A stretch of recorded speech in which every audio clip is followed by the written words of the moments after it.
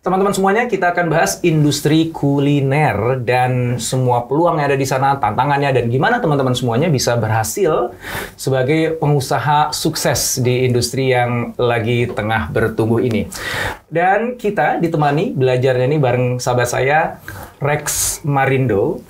Beliau sekarang adalah edukator bisnis F&B. Yes. Dan juga mungkin sebagian teman-teman udah kenal beliau ya. Beliau adalah founder dari Warung Abnormal, juga Bakso Bujangan. Yeah. Dan yang sekarang beliau sedang tekuni adalah foodies, edukasi untuk bisnis kuliner. Betul, Mas. Ya.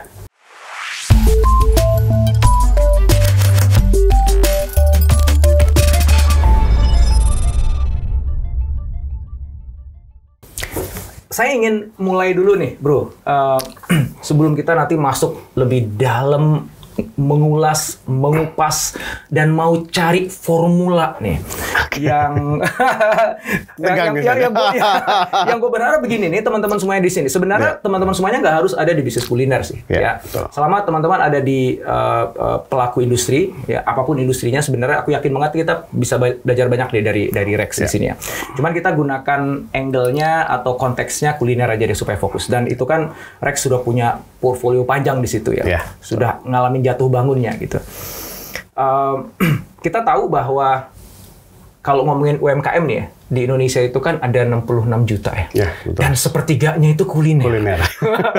Dan yang menyedihkannya lagi ya, 99,9%-nya itu mikro.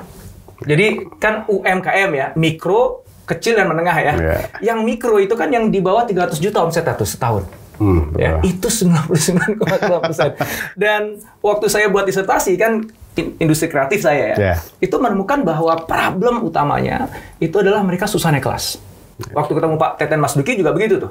Jadi problem kita tuh bukan kita kekurangan UKM sebenarnya, kata beliau tuh. Udah banyak ya UMKM. Udah banyak. Problemnya adalah kenapa di bawah terus gitu, nggak naik-naik gitu ya. Nah, sementara kita tahu ya, dulu mulainya dengan nasi goreng rempah mafia, kemudian ada jadi Warung Abnormal, jadi Bakso Bujangan, dan itu kan jadi sesuatu yang gede banget. Orang pikir, gila men, jualan Indomie bisa begitu gitu. Iya kan? So, pertanyaan pertama aku nih, dan ini pertanyaan kunci menurut aku ya. Kenapa kok banyak usaha mikro tadi ya? Kuliner mikro, pedagang kaki lima, atau mungkin dia punya kios kecil gitu, yang susah naik kelas? Jawabannya sebetulnya simpel, Mas Indra. Anyway, saya senang banget nih bisa diundang di sini ya. Wah, gue yang senang banget. Tontonan saya pagi hari ini, teman-teman. Sekarang saya duduk di sini gitu. Nah, oke. Kuncinya satu sebetulnya. Yang paling utama itu knowledge. Nah, di sini nih sebetulnya kenapa teman-teman UMKM mikro ini tidak bisa berkembang. Atau tidak bisa ya take off lah, lepas landas untuk misalnya omsetnya bisa tembus 50 juta per bulan, 100 juta, 1 miliar, 10 miliar gitu. Karena knowledge, mereka tidak memiliki dasar-dasar knowledge untuk membangun sebuah bisnis. Especially misalnya kalau kita bicara industri kuliner. Ya, contoh aja, simple. Kita bisnis mulai juga dari nol, Mas Indra. Nasi goreng, apa sih yang spesial dari nasi goreng ya kan? Gitu. Waktu kita mau buka itu di jalan itu mungkin sudah ada 10-20 penjual nasi goreng. Which is itu kalau bicara kompetisi, wah itu udah crowded banget kan. Nah, tapi dengan ilmu kita bisa kemudian keluar ke kemurkaan ya. Dikenal lebih banyak orang. Kemudian bisa menciptakan promo-promo yang unik, misalnya 1000 piring nasi goreng gratis bayar pakai doa. Nah itu kan ilmu tuh. Kemudian, kemudian kita berpikir, wah ini semua nasi goreng ini tradisional. Oke, kita pakai ilmu yang sederhana dari kalau marketing mix ada 4P misalnya. Oke, kita pakai produk dulu. Di dalam produk itu ada sekitar 10-13 elemen. Nah kita pakai itu ilmu, kita kasih nama yang unik. Ya, brand name, ya. Oh, Mafia, makanan favorit Indonesia. Nah, itu Mafia tuh. Tapi karena Mafia, jadi nggak bisa dihalal waktu itu. Mengandung unsur kekerasan. Tapi namanya doang ya. Iya, benar. Nah, kemudian kita punya menu, apa ya kita pikir? Kalau semua orang jualan nasi goreng, nasi gorengnya pakai topping yang beda-beda. Kenapa kita tidak berpikir terbalik? Nasi gorengnya beda-beda rempah, tapi toppingnya sih itu-itu aja. Nah, sehingga kita munculin topping misalnya dari kuluak, ada topping dari cabai hijau, ada topping dari macam-macam, dan kita namain juga tuh tiap menu. Ada preman, yakuza, mafia, triad. Itu bikin nggak dapat sertifikasi halal ya. Udah pasti nggak dapat. Namanya juga udah nama kejahatan semua gitu. Nah, di situ kemudian kita kemas dengan campaign program. Kita pakai Twitter saat itu, pakai influencernya Twitter saat itu, and then booming.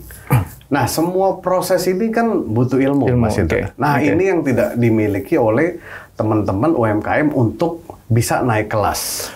Balik lagi, sorry, nasi goreng rempah mafia ya. Ini kan karena semuanya ternyata bermula dari situ kan. Nah, situ. Betul kan ya? Di sebuah kios kecil di Jalan di Pati Ukur ya. 3 masih meter ada sekarang ya. juga. Masih ada ya? Itu original masih ada. Cuma berapa 3 meter kan? Sama ruangan ini segini lah kira-kira. Waktu itu kecil banget. Masih ya lebarnya 3 meter, panjangnya sekitar 11 meter. Oke, agak panjang ke dalam lah ya. Ya, ke dalam gitu. Waktu itu kan pengetahuannya Rex kan nggak seperti sekarang dong. Waktu mulai nasi goreng itu dong. Nah, kan pasti newbie juga dong. Gitu kebetulan kan? Enggak. Itu makanya saya ngerasa itu kuncinya.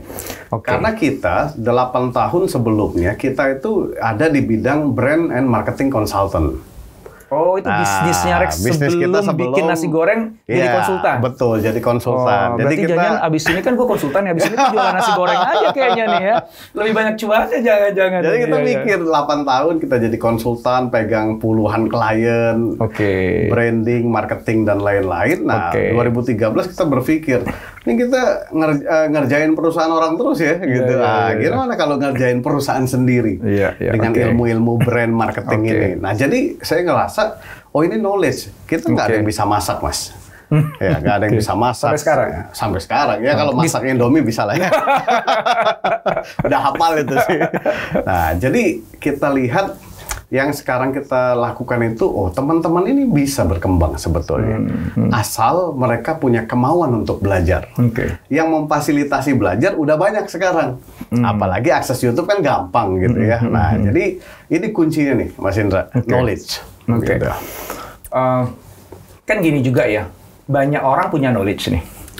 Dia kuliahnya juga tentang marketing, kuliahnya juga bisnis, kan gitu kan ya. Jadi kalau ngomongin knowledge kan banyak, di YouTube juga banyak knowledge-nya gitu ya. So bahkan mungkin aku berpikir kita tuh ini overload informasi bahkan justru ya. Dan ketika buat bisnis tetap aja nggak berhasil, bro.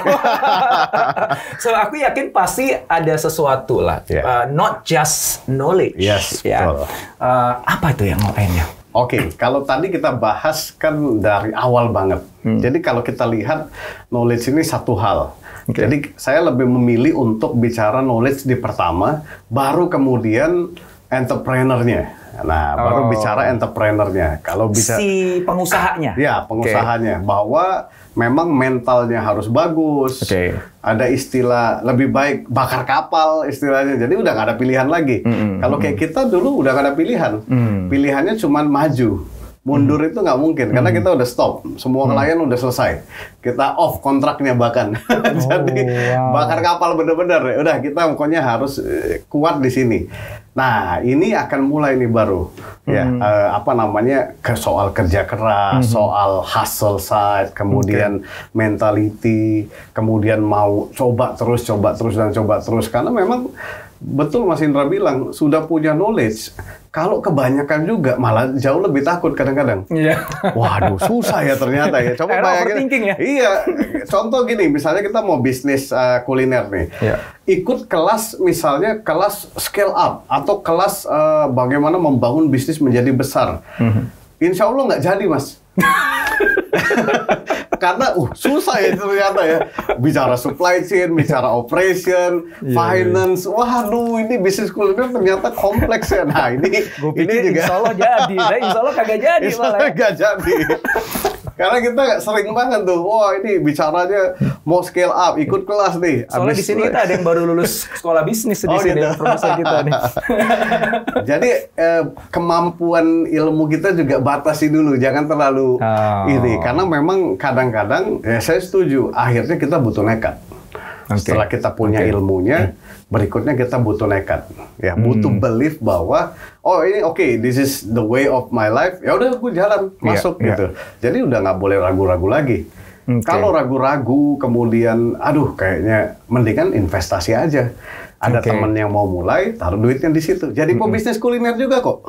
Ya, punya bisnisnya, tapi bukan sebagai entrepreneurnya. Bedanya itu aja kan. Gitu. So, jadi ada quality dari si entrepreneurnya, si foundernya, si pengusahanya itu penting. Tapi sebelum itu juga harus ada knowledge-nya juga yang dia kuasain. Tapi knowledge-nya bukan asal lu pelajari semuanya di kepala, kebanyakan malah keberatan, malah lu nggak gerak-gerak kan gitu kan ya. Betul. So, karena tadi Rex mendudukkan knowledge itu sebagai sesuatu yang penting banget ya. Dan itu juga kan yang akhirnya menginspirasi Rex sekarang fokus di foodies ya, di sekolah bisnis kuliner itu kan ya. So, bagi teman-teman yang pengen belajar nih jadi pebisnis dan dia buka YouTube, ya dia mungkin ikut kuliah lengkap tuh, 8 semester dan sebagainya gitu ya. Misalnya let's say kita ada dalam dunia ideal di mana dia bisa memulai semuanya dari awal lagi. Model belajar kayak gimana? Ya. Model mendapatkan knowledge yang kayak gimana, yang itu lebih besar memungkinkan dia untuk sukses. Karena tadi kan gitu kan, lu belajar gini-gini, insya Allah nggak berhasil kan katanya begitu. Gue kejar di situ tuh. Yang insya Allah berhasil itu yang model belajar kayak gimana gitu. Jadi ketika kita mulai bisnis, kita pahami dulu ya Mas Indra bahwa bisnis itu tentang resiko dan peluang. Ya, nah jadi ketika kita belajar, bukan berarti belajarnya harus 8 semester. Yang menurut saya lebih baik kalau dari kita lihat sekarang ya, belajar kemudian memulai paralel tapi sesuaikan dulu dengan kapabilitasnya kita. Ya, cara memulai bisnis kuliner ini sekarang lebih enak sebetulnya. Contoh kita punya ilmu, yang mulai dulu aja dari cloud kitchen misalnya. Nggak usah punya dapur sendiri. Nggak usah harus punya outlet sendiri, harus bangun tempat dulu dan lain-lain. Cloud kitchen di rumah kita sendiri pun bisa jadi cara untuk kita memulai belajar. Nah, kemudian ada juga cloud kitchen yang kita bisa sewa, yang sebulannya 3-4 juta doang untuk starting. Nah, di situ kita akan memulai prosesnya, belajar dan juga mengerjakan. Ya, nah that's why di sini saya lihat, saya bilang nggak bisa nyambil. Ya, kalau mau bisnis kuliner, terjun sekalian, harus siap, gitu. Karena begitu kita mulai operation, wah ternyata sulit ya operation, karyawan kok keluar masuk ya. Nah ini akan banyak ini terjadi di awal. Gitu. Nah kita kalau berpikirnya langsung mahal, tentu aja resikonya jadi akan besar sekali. Nah, jadi yang terbaik yang mana? Belajar, mulai segera. Langsung praktek. Iya, jadi jangan belajar terus gitu. Baru prakteknya ntar. Jadi jamaah workshop nanti Mas saya bilang. Gimana? Jamaah workshop. Kemana-mana workshop terus ya. Branding ikut, inovasi ikut, nggak mulai tapi gitu. Jadi intinya adalah belajar yang bagus itu adalah belajar yang disambi dia beneran melakukannya. Bukan cuma project. Karena kalau di kampus-kampus kan banyak kan, mahasiswa suruh buat project-project dalam rangka dapat nilai. Bukan dalam rangka bangun bisnis beneran. Harus bangun bisnis beneran. Harus bangun bisnis beneran. Harus ada bakar kapalnya dulu ya. Karena itu yang akan mendorong keseriusan dia untuk benar belajar. Dan belajarnya di staging gitu ya maksudnya ya. Lu jangan belajar akuntansi level advance dulu lah gitu kan ya. Tiba-tiba mau bangun outlet 2 miliar, ilmu juga belum ada. Nah, ini kan kita bilang, wah tapi bisnis yang memang beresiko, kalau tutup nggak begitu ceritanya gitu ya. Nekat, cuman nggak gitu amat gitu.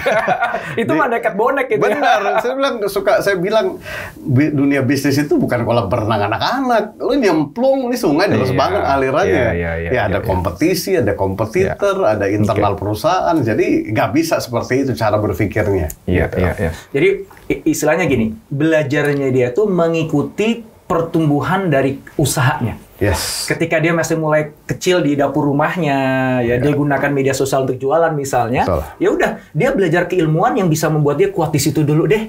Ya, sambil nanti pelan-pelan di advance-in ilmunya agak lebih tinggi lagi. Abis itu, ternyata gue bisa pakai cloud kitchen yang lebih luas lagi, pakai aplikasi baru kemudian dia praktekin. Belajar lagi lebih tinggi lagi. Praktekin lagi, gitu ya. Betul. Jadi ngebangunnya itu organik ya. Emang saya ada beberapa yang saya kenal, misalnya dia ngebangun gaya-gayanya startup ya, pakai pitch deck, raise fund untuk ngebangun gitu. Bukan tidak bisa, tapi apakah punya kompetensi di situ sebelumnya? Karena dunia bisnis kuliner ini bukan dunia seperti hal dunia startup, IT dan lain-lain. It's totally different. How is it different? Bedanya di mana? Banyak banget, Mas. Kalau kita setiap hari dulu misalnya, kita harus ngalamin dulu yang namanya belanja. Belanja itu begini, berhadapan dengan orang-orang. Belanja bahan baku. Belanja bahan baku. Ada yang kirim nggak bener, ada yang kirim bener.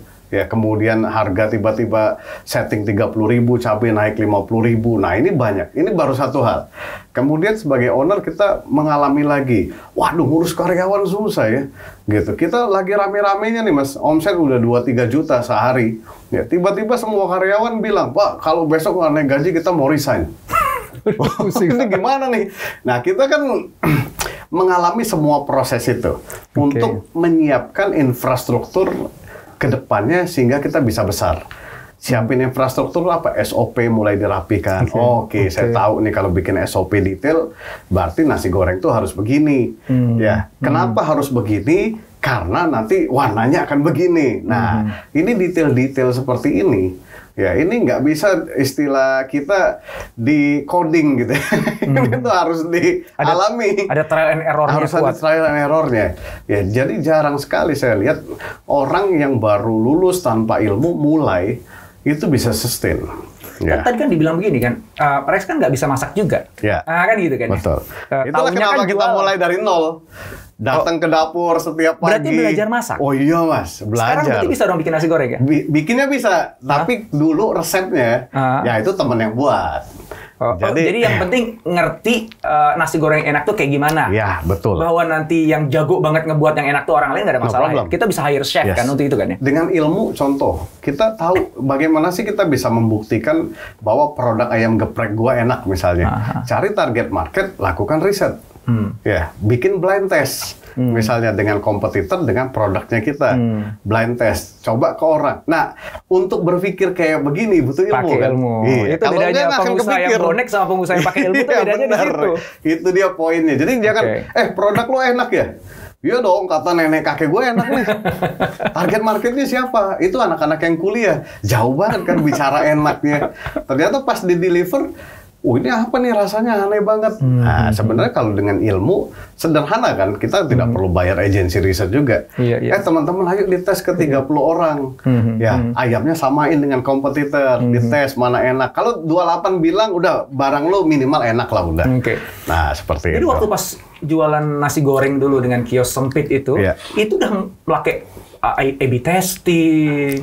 Begitu ya? Iya. Yang buat nasi goreng konsultan. Masa nggak begitu? Itu bedanya kan? Apa namanya? Itulah kita suka bilang, Mas Indra ya. Ilmu itu lebih mendekatkan keberhasilan. Jadi dengan ilmu kita lebih dekat keberhasilan dan lebih jauh dari kegagalan. Walaupun tidak orang yang pakai ilmu aja, Mas, kita juga berapa kali, wah ini fail nih, nggak jalan nih. Karena ini, karena itu. Di situ kita belajar terus kan. Nah, ini uniknya di F&B business ini. Gitu. Jadi memang banyak sekali detail yang seorang owner itu harus ada di lapangannya. Untuk tahu. Sekarang kita mau menanamkan budaya servis. Gimana? Ya ownernya di situ. Kasih lihat, halo apa kabar? Selamat sehat selalu dan lain-lain. Karyawan kan lihat. Nah dari situ begitu kita mau besar, kita jadikan SOP itu. Nah kita kan mikir gimana ya bikin karyawan senyum. Gitu. Oh berarti harus dikasih contoh senyum itu seperti apa dan lain-lain. Nah jadi ini proses yang kalau saya pribadi believe bahwa harus organik nih ngebangunnya. Bukan tidak mungkin ya kita bicara ada juga yang gayanya scale, cepat, industrial, dikembangin. Tapi kalau bicara 99% UMKM kita bukan mereka. Ini UMKM teman-teman yang ayo dong belajar. Setidaknya packaging cakep, sehingga konsumen nanti bikin konten dengan packagingnya, nama produknya cakep, sehingga gampang diingat gitu kan, gampang makan nasi goreng mafia. Oh yang triad, yang preman. Jadi kalau konsumen datang udah mesennya gitu Mas. Saya yang yakuza ya. Oh itu yang cabai cara makannya juga beda. Kalau yakuza makannya beda. Beda. Pakai sumpit ya makan nasi goreng.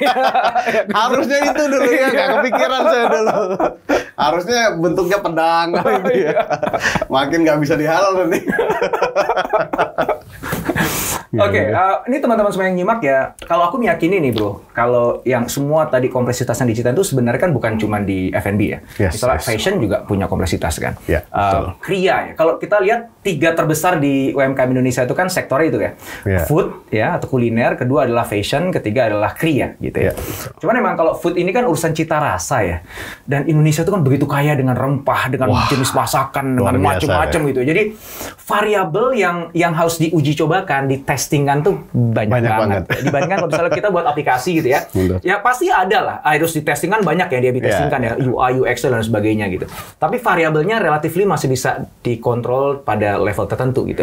Kan tergantung dia mulainya dari seberapa kompleks itu aplikasinya. Kalau ini kan orang udah kadung biasa dengan cita rasa begini, pesaingnya juga banyak gitu kan. Kita jualan nasi goreng di sini, sebelah juga jualan nasi goreng juga. Gitu. Dia bahkan mungkin lebih dulu dibandingkan kita, udah punya customer base ya gitu ya. Nah itu teman-teman semuanya. Jadi kalaupun teman-teman semuanya yang nyimak nih bukan bisnisnya kuliner, maka yang Reksa disampaikan itu applied banget. Ya. Jadi keren. Aku mau balik lagi dengan statementku yang di depan itu, bro. Yang aku bicara bahwa problemnya di Indonesia itu adalah UMKM kita tuh susah naik kelas. Dan itu kayaknya tipikal sih di banyak perusahaan juga itu. Maka piramidanya tuh akan selalu piramidanya begini gitu ya. Yang kita khawatirkan piramidanya kan begini nih.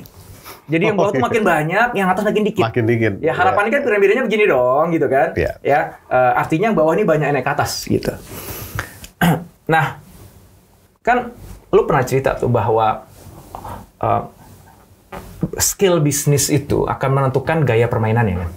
Nah gitu. Jadi kalau misalnya lu di mikro gitu kan pedagang kaki lima punya kios kecil di pojokan itu nanti mainnya beda dengan kalau misalnya lu udah punya 10 cabang gitu misalnya. Nanti beda lagi kalau misalnya cabangnya udah di luar kota. Luar kota gitu kan. Karena luar kota tuh marketnya bisa beda-beda kan gitu kan. Kalau kita ngikutin Kementerian Koperasi gitu ya, kan membagi UMKM itu kan berdasarkan tadi ya omset ya. Di bawah 300 juta, habis itu 300 juta sampai 2,5 miliar, itu kecil 2,5 miliar sampai 50 miliar, itu menengah 50 miliar ke atas ya. Cuman tuh beda-beda lah ya, Bappenas tuh beda itu. Tapi kebetulan di disertasi gue itu tuh yang kita jadikan patokannya. Kalau lu sendiri nih, Rex, how do you set the level ya? Jadi kalau misalnya gini, oh Mas Indra, gue bukan pakai omset.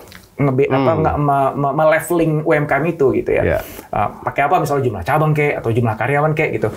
Itu dulu yang pertama ya. Jadi karena betul kita harus menggunakan strategi dan memiliki capability yang memang itu diperlukan pada levelnya kan gitu. Betul. Nah kan itu kalau enggak ya lu salah makan obat lah gitu kan ya. Nah maka pertama-tama kan gue pengen tahu dulu nih kalau lu sendiri ngebagi-bagi leveling itu pakai apa? Dan nanti dari situ strategi di masing-masing level itu kayak gimana? Ini teman-teman semuanya nyimak ya. Jadi begitu Rex cerita nih, kalian mulai mikir, gue ada di level mana gitu ya. Nah, nanti dengerin tuh di level itu strateginya kayak gimana? Kalau kita bicara skill ya Mas ya, jadi kita bicara tentang business plan ya. Nah, planningnya kita mau ngapain dengan bisnis kuliner kita ini ya. Nah, jadi ketika kita punya satu cabang, tapi di bisnis plan sederhana kita mau jadi 5 cabang, 10 cabang. Nah, artinya perusahaan ini sudah siap untuk melakukan skill, ya, punya keinginan, bukan siap, ya punya keinginan. Jadi sederhananya kalau bicara skill adalah yang paling gampang dipahami kalau bisnisnya resto, cafe dan outlet lain-lain, ya nambah cabang. Nah, itu udah melakukan skill dia. Ada juga kita bisa skill dengan memperbesar outletnya kita. Gitu. Jadi outlet gue masih satu nih, 3 ruko deh sekarang biar lebih besar lagi. Itu juga disebut skill ya. Karena scalability itu kita lihatnya dari kalau istilah di F&B business SSS, jadi same sales store bisa berkembang atau dengan growth. Ya, juga bisa dengan cabang atau memperbesar tempat yang sudah ada. Seperti itu. Nah, di sini teman-teman bisa ngelihat nih, yang mana yang memang cocok dengan kapabilitas kita untuk melakukan scalability nanti. Ya. Oh, ternyata produknya gua ini satu juga cukup di daerah ini. Ya, bikin 2-3 cabang percuma, buat apa? Nah, tapi kalau dibesarkan ada peluang omset lebih banyak. Nah, akhirnya dibesarkan. Contoh misalnya kalau zaman dulu kita lewat Purwakarta, itu sate Marangi Hajayati kan nggak sebesar sekarang. Tapi sekarang udah kayak berapa puluh lapangan bola mungkin kan kalau kita lewat. Nah, dia membesar begitu. Di satu lokasi itu. Titiknya di situ. Walaupun kelihatannya dia udah mulai mengembangkan cabang. Cibubur udah ada. Ya, Cibubur, kemudian rest area. Rame juga kan? Nah, jadi itu udah melakukan scale sebetulnya. Tapi ada juga yang dia outletnya kecil. Dalam 3 bulan jadi 5. Itu melakukan scale dan juga ada yang dia bermainnya benar-benar produk. Jadi contoh misalnya dia jualannya cireng, cilok, bakso aci dalam kemasan. Yang untuk dipasarkan melalui reseller atau marketplace seperti itu. Ataupun pakai WA bisnis dan lain-lain. Nah, scalability-nya dia tentu aja dengan menambah jumlah reseller. Atau meningkatkan penjualannya. Yang tadinya omsetnya 300 juta sebulan, ya beberapa teman-teman udah bisa sampai 2-3 miliar. Nah, ini jadi scale ini sebetulnya intinya kita mau berkembang nggak? Caranya banyak. Bisnisnya yang bertumbuh. Skala bisnisnya bertumbuh. Caranya macam-macam. Kalau di bisnis F&B itu caranya macam-macam. Dan bahkan cara pendanaan, cara pengembangan cabangnya pun nanti macam-macam. Ada kita kembangkan cabang sendiri, ada pengembangan cabang dengan partner stores, misalnya, ada pengembangan cabang dengan franchise. Tadi partner store itu operating model. Jadi biasanya kita kembangin cabang banyak nih, tapi ada investornya masing-masing di tiap cabang. Yang punya orang lain yang mau operate kita. Yang operate kita. Ada juga yang memang kita udah franchise-in. Yang operate orang lain juga, gitu. Jadi dia hanya membayar initial fee, kemudian margin bahan baku kita dapat dan juga mungkin revenue sharing seperti. Nah, jadi banyak strateginya. Artinya leveling tadi itu basisnya adalah skalabilitas ya. Gitu. Betul. Nah, kalau misalnya mau dibuat leveling itu ada kira-kira ada berapa level yang dari situ kita bisa netapin nih. Lo kalau level sini pakai gini jurusnya, level ini jurusnya gitu. UMKM kan leveling kan tadi ya, pakai omset ya. Kalau ini kan pakai skill ya.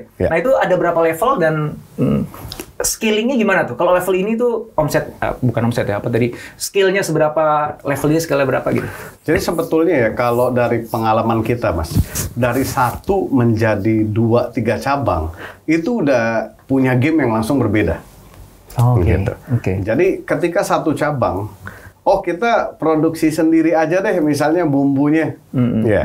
Masih oke, karena memang nanti HPP kita terjaga di situ karena produksi sendiri. Tapi begitu kita punya 4-5 cabang, nah produksi ini kapasitasnya kan harus membesar. Apakah pilihannya kemudian kita outsourcing aja, sehingga kita bisa fokus jalanin outlet. Nah di sini aja, ini ilmunya ini udah teman-teman harus paham, ya. Dimana banyak juga teman-teman akhirnya memilih untuk karena nice to have, akhirnya tempat produksinya digedein. Jadilah 2 bisnis model yang dijalanin. Satu mengelola cabang, satu mengelola rumah produksi. Yang itu membutuhkan 2 kompetensi yang berbeda. Belum nanti urusan lain-lain nih detail, konsolidasi laporan keuangan dan lain-lain. Nah di sini kita udah harus tahu sejak awal mendirikan bisnis.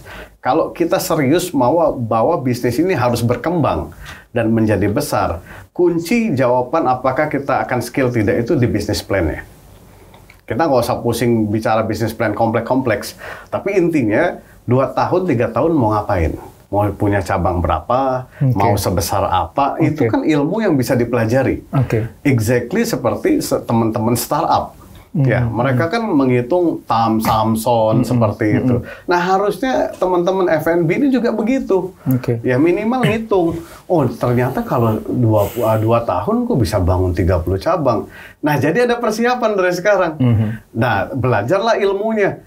Sempat dengar nih di podcastnya Mas Indra, Mas Res bilang, kalau sudah banyak cabangnya hati-hati, jangan terpancing bikin rumah produksi. Kenapa nggak dipikirin untuk outsourcing? Karena outsourcing pakai duit orang, pakai pabrik orang, pakai inventari orang. cash flow kita nggak keganggu, sehingga kita bisa jalanin bisnis. Nah, di situ Mas. Jadi setiap stage itu akan menghadirkan tantangan yang berbeda. Dengan solusi yang berbeda-beda. Betul, dengan solusi yang berbeda-beda. So, level 1 adalah kalau lu cuma punya satu outlet. Yes. Yang lu urusin semuanya sendiri. Betul. Level 2 adalah ketika lu udah lebih dari satu outlet. Bisa 2, 3, 4, 5. Level 3 itu ada batasan nggak berapa outlet? Atau letak geografis yang jadi batasan supaya kita bisa bilang, wah lo levelnya udah 3 bro, bukan 2 lagi. Nah itu apa tuh ukurannya? Mungkin kalau kita bicara next levelnya, dia udah bicara untuk mengembangkan cabang di luar areanya dia. Oh, geografis ya, geografisnya dia. Okay. Geografis itu contoh ya, kita bicara di Jakarta. Oke, kita mulai geser nih, Tangerang, Jabodetabek sudah mulai digeser. Nah, mungkin itu bisa kita masukkan ke level untuk pengembangan cabang. Nah, tapi di situ nanti ada beda lagi tuh. Ada juga masuk ke, misalnya ada yang mau investasi. Nah, ini di level yang berbeda kan, ngembangin cabang, kemudian ada investor mau masuk. Nah, jadi memang kalau di leveling seperti itu, kita nggak pernah ngobrol di leveling seperti itu. Tapi kita ngobrolnya di level di mana teman-teman ya memulai bisnis betul-betul dari nol, kemudian mulai mengembangkan cabang di areanya, kemudian dia berpikir untuk menjadi scale dan besar. Nah, menjadi scale yang besar ini tidak harus nasional, Mas Indra. Ya, dia bisa juga menjadi local champion. Nah, contoh misalnya dia udah besar nih di lokal, omsetnya sudah 10 miliar sebulan. Habis aja anggap pasarnya. Wah, nggak ada lagi nih yang makan ayam bakar. Udah ke gue semua deh pokoknya ayam bakar. Kan masih ada sate. Ya. Jadi diversifikasi produk. Yes, masuklah ke market diversifikasi. Jadi maksudnya munculin brand baru. Garap produk baru. Produknya beda atau completely brand baru?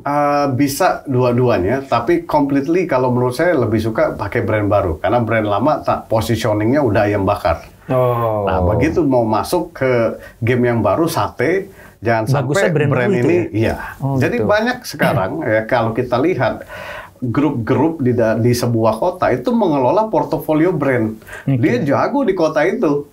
Dan dia tidak melakukan skill nasional basically.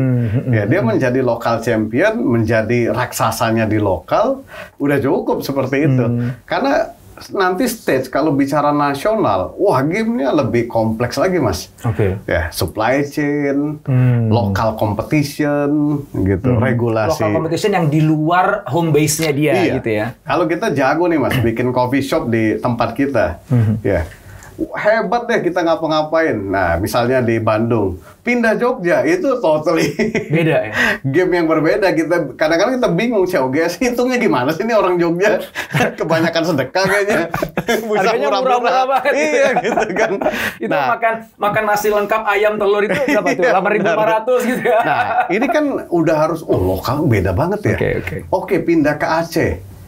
Habitnya orang udah beda, ngopinya kayak begitu. Nah, jadi memang skala nasional itu sangat challenging.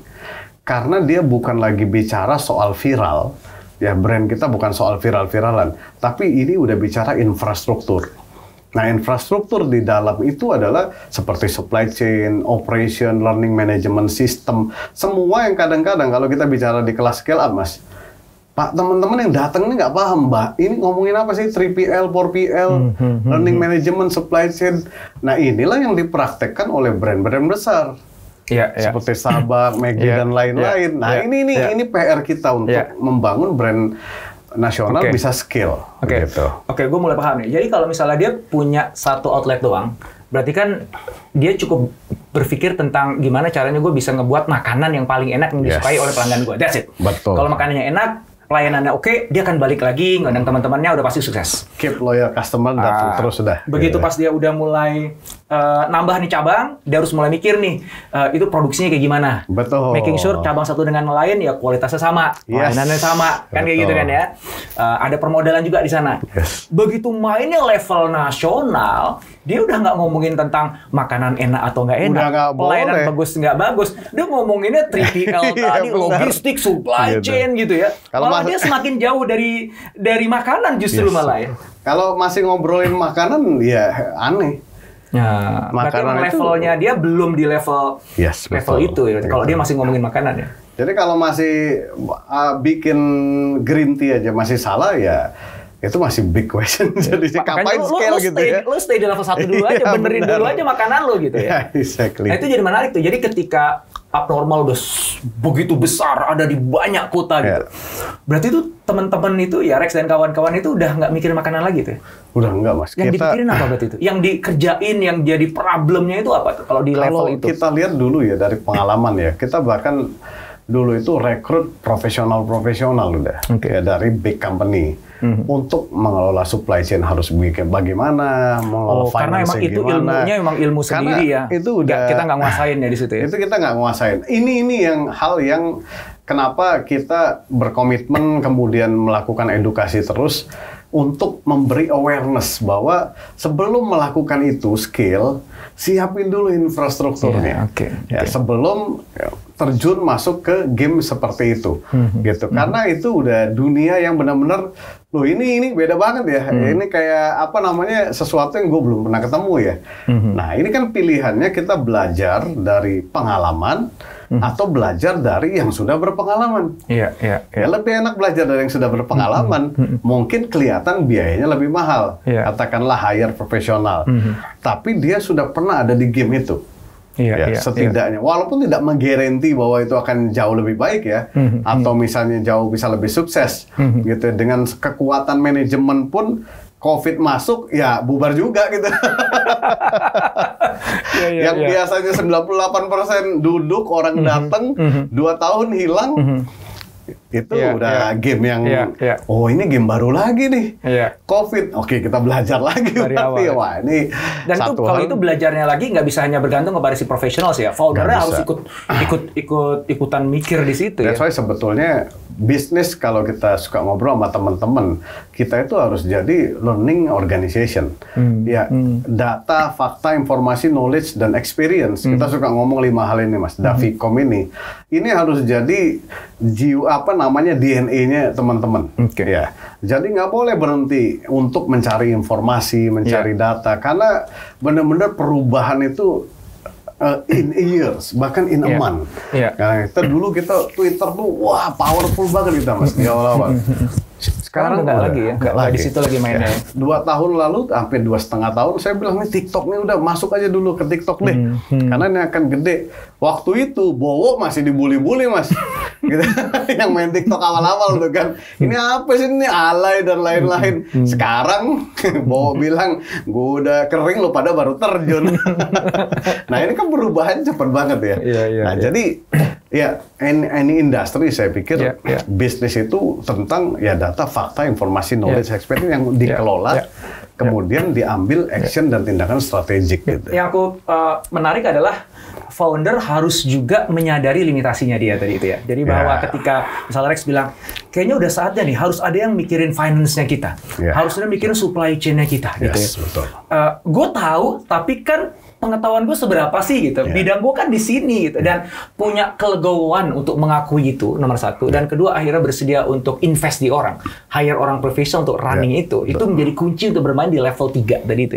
Betul, Mas. Dan kayaknya itu juga yang menjadi dasar kenapa di abnormal, di bujangan itu akhirnya teman-teman founders akhirnya justru malah memilih udah biar profesional saja, karena emang gamenya udah game profesional gitu ya sekarang. Kan teman-teman udah nggak terjun di manajemen lagi ya sekarang ya. Kita kebetulan dari 2019 pertengahan kita udah keluar dari manajemen karena kita merasa ini sudah harus waktunya di-run oleh profesional semua, gitu. Karena perusahaan udah cukup besar saat itu ya, omsetnya juga sangat besar, cabang sangat banyak, di mana butuh lebih manajemen yang lebih smooth untuk ngejalanin dan profesional. Founder still founder, Mas. Gaya pikirnya kadang-kadang masih acak-acak gitu ya. Dalam konteks ini, ada yang viral, besok launching ya. Gitu. Itu korporasi nggak bisa. Korporasi. Benar-benar kalau direktur supply chain kan, wah Pak kita harus sourcing visibility dulu. Study, gitu ya. Visibility study, supply chain-nya gimana, party kan nanti kirim yang mana gimana. Itu benar justru kan? Nggak salah juga. Kalau korporasi nggak bisa ujak-ujuk aja gitu ya maksudnya ya. Jadi emang inisiatif ya itu founders. Itu sesuatu yang memang sulit. Nah, dan ketika perusahaan besar, ini ngeklopinnya memang, wah ini challenging pasti. Apalagi foundersnya yang tipikalnya inovatif, yang megangnya produk. Gitu istilahnya. Kalau saya dulu kan orang marketing. Nah, besok ada viral, minimal lusa launching. Nah, itu ribut semua tuh. Ribut gimana nih, kita harus belum ada SOP, belum ada apa. Kalau dulu kita jalanin bisnis sendiri di satu cabang, 2 cabang, ya besok viral, lusa launching. Bisa, ya. Nah, ini udah game beda nanti. Ini founders ini kadang-kadang harus memahami ini. Ketika perusahaan besar, dia udah harus tahu, dia udah harus punya ilmunya bahwa oke, kapasitas gue nggak sampai nih. Ya, lo upgrade atau lo serahkan ke profesional. Jadi hal-hal seperti ini juga butuh dipelajari, Mas, untuk kita aware sebelum nanti masuk ke game itu.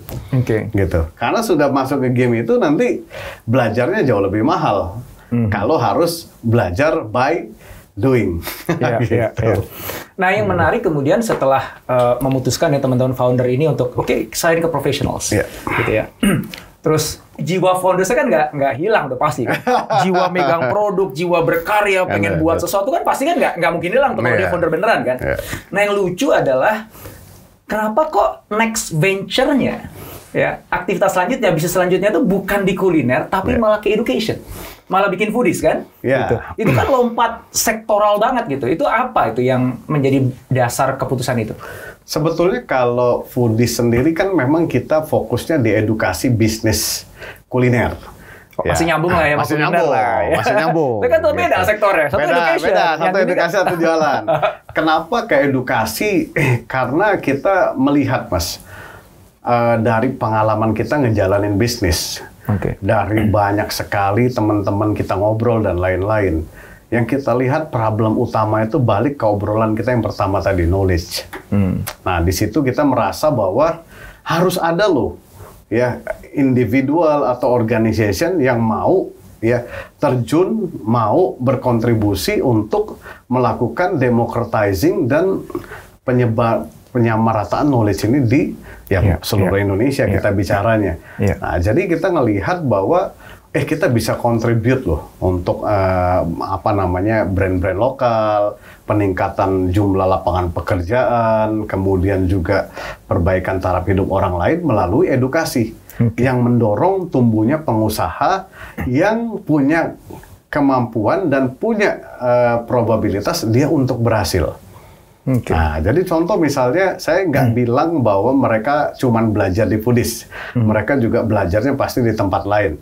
Tapi contoh teman-teman seperti Haus, Kang Gufron misalnya, 2017-2018 mereka belajar di foodies. Foodies itu sebenarnya udah ada lama, cuman kita cuman workshop aja dulu. Nah, itu belum ada brandnya. Ya, kita belajar, kemudian beliau belajar, ya sekarang lihat saja Haus sudah buka lapangan pekerjaan berapa besar, bisa. Nah, ini ribuan, Mas. Puluhan ribu saya boleh bilang teman-teman yang kita bisa berikan edukasi, kita bisa empower untuk bisa berkembang dan menjadi besar. Ada yang kontak dari Irian Jaya, dia kasih tahu, Mas, saya udah dapat 1 miliar pertama saya loh. Wah, dari Aceh, Mas, saya lagi pusing, omset saya mentok nih 5 miliar sebulan. Ngajak ribut nih kayaknya nih. Di Aceh, namanya. Itu sebenarnya. Nah, jadi kita ngelihat di situ, ini nggak bisa, ini harus ada yang kasih tahu teman-teman lokal ini. Nanti kalau gamenya begini, kalian akan berhadapan begini. Kalau gamenya nanti begini, ilmunya harus begini. Nah, jadi kita set semua mulai dari nol sampai benar-benar levelnya advance skill. Itu kita encourage teman-teman, lu minimal denger deh. Jangan sampai lu-nya nanti ngalamin, misalnya seperti itu. Terus setuju banget itu. Kan di awal tadi kan kita ngobrol ya, yang ngebuat UKM itu mikro, tetap di mikro, nggak naik kan knowledge tadi ya, pengetahuan itu kan ya. Dan walaupun akses terhadap informasi itu udah banyak, lo bisa tinggal lihat YouTube, lo browsing dimanapun ada. Apalagi kalau bisa bahasa Inggris, banyak banget gitu kan ya. Cuman kan isunya kan bukan itu kan. Isunya bukannya informasinya ada atau tidak gitu. Isunya adalah gimana informasi itu di-package sedemikian rupa sehingga menjadi mudah untuk dipahami, dicerna, dieksekusi, dibangun kurikulumnya itu step by step. Udah, lalu jangan belajar yang ini dulu aja gitu kan. Jadi butuh ada yang dipandu gitu. Dan ini yang memberikan equal opportunity. Nah, ini yang penting. Jadi kalau kita ngomongin UKM itu kita nggak bisa bilang gini, lo enak, lo punya privilege, bokap lo kaya misalnya, gue nggak kaya. Lo enak, lo lulus kuliah, gue nggak kuliah, kan gitu. Lo enak, lo ada di kota besar, di Bandung, di Jakarta, Surabaya, gue di tempat terpencil gitu. Itu kan hal-hal yang kita nggak bisa pilih kadang-kadang. Ya, itu sesuatu as is gitu. Yang itu nggak bisa diapa-apain juga gitu. Nggak bisa ya, kalau udah gitu ya gitu. Ya udah gitu, terima gitu. Betul. So, bukan modal awalnya yang bisa kita support, tapi opportunity yang sama. Dengan dia punya akses kepada ilmu, kepada mentor, kepada sistem yang bisa nuntun mereka step by step sampai sukses. Equal opportunity itu yang bisa, yang sebuah anugerah menurut gue. Ya. Dan makasih banget nih Foodies sudah ngambil peran itu ya di industri UKM kuliner yang memang majority pemain kita ada di sana gitu. Betul. Gue berharap tuh ada Foodies lain untuk fashion, untuk kria, untuk yang lain harus ada tuh. Jadi teman-teman nih yang udah terbukti jawara di fashion, yang terbukti jawara di kria dan yang lain, jangan egois dong, ilmunya diambil sendiri gitu kan. Belajar nih sama Rex nih, sama teman-teman di Foodies ya. Ilmu kudu dibagi. Ketika dibagi kita nggak rugi ya, malah nambah ya bro. Nggak Mbak, kalau kita lihat sekarang ya, karena kita dari tahun 2000 kan udah terus edukasi dan lain-lain, justru wawasan dan wacana ilmu kita itu makin terus meningkat Mas. Karena sebagai seorang edukator, itu bukan cuma mau nggak mau belajar benar. Kita bukan bicara cuma experience. Experience is a past. Tapi ke depan apa? Nah, ketika kita bicara ke depan, akhirnya memaksa kita untuk melakukan riset. Ya, kita rutin melakukan riset setiap tahun itu ada 2 kali big research yang kita lakukan dengan 2 institusi. Kemudian ada riset bulanan yang kita lakukan. Kemudian ada data-data yang kita beli dari luar. Kita pelajari makalah dari luar dan lain-lain. Karena simple, apa yang bagus di luar, gue bisa bawa sekarang, gue bisa sebarin, biar teman-teman tahu seperti itu. Nah, jadi dan juga banyak mentoring. Jadi wawasan kita itu kaya banget, Mas. Kan case study-nya kan banyak ya. Dan kita bisa bagi keberhasilan di sini, kita bagi ke sini, ke sini. Itu opportunity yang gue maksud. Itu Masya Allah, mudah-mudahan jadi jariah pahala jadi. Sama dengan Mas Indra juga. Ini tempat saya belajar justru. Aduh, ini udah 1 jam kali ya ngobrol ya. Cuman aku masih penasaran. Satu lagi ya bro ya. Kan gini, orang let's say gini, nih UKM-nya udah dapat ilmu nih, udah ada mentornya nih yang mandu ya, dan ada struktur proses yang dia bisa ikutin supaya dia bisa bener lah gitu jalan bisnisnya. Kita tahu bahwa that's not enough gitu. Yang lain adalah ekosistem. Ekosistem di mana bisnis itu ada kan. Ekosistem itu kan banyak kan. Dari funding misalnya pembiayaan. Kalau dia misalnya mau naik kelas, yang mau buka cabang ya dia mungkin perlu akses modal misalnya. SDM ya. Foundernya aja yang pintar, cuma nyari karyawan yang jadi itu kasir kagak ketemu dan sebagainya kan misalnya kayak gitu kan. Atau macam-macam lah ya, misal akses ke bahan baku dan sebagainya gitu. Itu kan selalu jadi isu ya, ekosistem itu yang dinilai bahwa itu sangat penting sekali ekosistem itu. Dan banyak yang kritisi gitu. Indonesia tuh susah, ekosistemnya itu belum kebangun. Kalau kemarin-kemarin ngomongnya ekosistem startup ya untuk digital startup gitu ya. Tapi kalau kita ngomong UKM juga ekosistemnya juga masih kayaknya nggak ada yang benar-benar serius ngelatenin. Pertanyaan terakhir gue gini. Pasti Rex sudah nyadarin itu dong. Betul. So, apakah Foodies juga punya visi atau memang secara aktif mau ngambil peran dalam ngebangun ekosistem itu? Supaya lengkap gitu bro. Jadi juga bukan cuma ngajarin doang, gua bangun ekosistemnya. Supaya lu tinggal lari aja gitu. Gimana? Ya, sebetulnya kita udah melakukannya Mas. Jadi karena saya sadar banget bahwa kita tidak bisa bergerak tanpa didukung oleh ekosistem yang kuat. That's why kita mulai mendevelop dan mulai membangun kolaborasi dengan berbagai ekosistem yang kira-kira akan punya peranan penting. Beberapa malah kita bangun sendiri, Mas. Seperti contoh, teman-teman itu paling pusing mengakses vendor. Paling susah. Vendor apapun. Jadi kalau bicara vendor, kita bicara vendor apapun. Contoh, saya kalau mau ngurus halal ke siapa ya? Nah, itu udah sesimpel akan sulit ditemukan. Saya kalau mau misalnya ketemu dengan 3PL company, apa ya? Di mana ya? 3PL itu logistik ya? Logistik, ya? misalnya logistik. Nah, jadi kita sekarang ngebangun yang namanya vendorkuliner.com. Ya, di mana di dalamnya nanti teman-teman akan temukan apa aja yang teman-teman butuhin untuk bisnis kuliner. Oh, saya mau ayam saya di outsourcing aja deh ke pabrik lain. Ada di situ outsourcing. Kontak aja langsung. Ya. Teman-teman mau di fund, misalnya outlet saya bisa nggak ya kalau brandnya, tapi ini dikurasi ya. Brand dibiayai dulu capex-nya. Oh, mesin kopinya boleh sewa, mejanya boleh sewa, kursinya boleh sewa. Ada di dalam vendor kuliner. Tinggal buka. Nah, itu satu. Nah, kemudian kita lihat lagi, yang jadi problem utama adalah ERP di F&B business ini. Ya, Elektronik Enterprise Resource Planning. Nah, untuk yang small, mulai dari dia cloud based dari sistem database vendor dan bahan baku, sampai nanti analitik dan pengelolaan CRM. Nah, akhirnya kita mengencourage ada teman-teman dari ITB buat startup, kita deliver ilmunya untuk mereka mendevelop ERP itu, dan udah jadi. Ya, Atur Kuliner namanya. Ya, Atur Kuliner. Itu cloud based nanti. Itu cloud based semuanya. Jadi teman-teman yang UMKM udah pakai handphone, udah bisa gampang. Nah, jadi memang banyak yang harus dibenahi. Sama halnya kita juga kontak misalnya venture, kita ngobrol. Lu mau ngambil yang kayak gimana sih? Venture capital maksudnya investor? Kita nanya, lu kalau mau invest, kira-kira apa yang lu butuhkan? Biar gue tahu mendeliver apa. Kalau teman-teman butuh invest ke venture. Nah, jadi kita coba bangun Mas circle-nya, ngobrol dengan government juga. Jadi Mas Indra bener banget, ekosistem itu kunci. Karena di dalam ekosistem itu bahkan kita bisa berkolaborasi sebetulnya. Bahkan dengan sesama pebisnis kuliner, Mas. Mantap. Kayak contoh gini nih, kita merasa kalau ngembangin cabang, Mas Indra punya brand satu, mau pergi ke Padang. Ada orang individual mau bikin brand kita di Padang. Nah, ini cara yang paling beresiko sebetulnya. Tapi ketika Mas Indra ketemu dengan pengusaha yang ada di Padang, nah, dia punya kapabilitas untuk buka brand kita di situ. Dan memastikan brand kita bisa sukses. Nah, ini ekosistem ini kita ketemu juga nih sama pebisnisnya gitu. Kayaknya nanti ya, mungkin berapa tahun dari sekarang, berapa bulan dari sekarang, berapa bulan, bukan berapa tahun. Gue pengen undang lagi dan ngomongin ekosistem itu tuh. Jadi seru Mas, banyak udah gitu. Sejauh mana ekosistem tuh berhasil dibangun gitu, bro. Ya, kan ini berarti kan Foodies kan baru di awal nih ya ngebangun ekosistem tuh ya. Kita baru mulai tuh yang vendor baru 3 bulan kemarin kita mulai. So teman-teman semuanya nih, khususnya yang bisnisnya sekarang kuliner ya, jangan mikir 2 kali ya, langsung website apa namanya, bro? Foodies.id. Foodies.id. Ya, di situ langsung aja daftar deh ke kursus yang paling pas ya. Dan kalau yang misalnya masih hitung-hitung, aduh, misalnya aku masih belum siap keluarin duit, yang gratisan juga ada kan? Ada. YouTube channel kita ada 850 video lebih.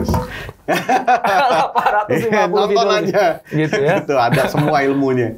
Masya Allah. Namanya apa? Channelnya? Foodies YouTube channel. Foodies ya, nama channelnya Foodies ya. Ketik aja Foodies ya. ODIZZ Foodies YouTube channel pasti ketemu. Gitu. Kita bikin YouTube 850, kemudian kalau mau baca yang males nonton, baca artikel, kita udah nulis sekitar 300 artikel. Nah, itu juga ada di foodies.id/blog.